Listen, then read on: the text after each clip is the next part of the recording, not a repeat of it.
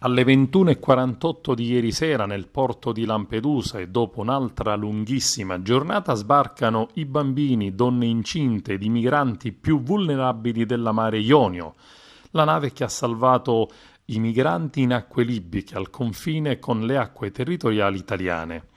La nave Ionio, denominata come la nave dei bambini per la presenza di tanti piccini di tenerissima età, sono circa 15, 5 sono intorno all'età di un anno e 13 solo piccoli minori, tra cui un bambino di 9 anni che da quando è salito a bordo dorme e non mangia.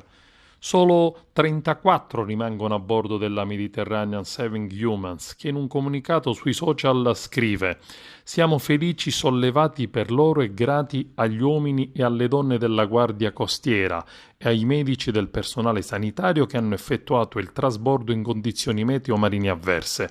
Dopo le tante richieste, finalmente le autorità italiane hanno permesso alla Guardia Costiera di venire a trasbordare su una motovedetta. Chiediamo che questi naufraghi, insieme all'equipaggio, possano sbarcare prima possibile. A bordo la situazione rimane precaria.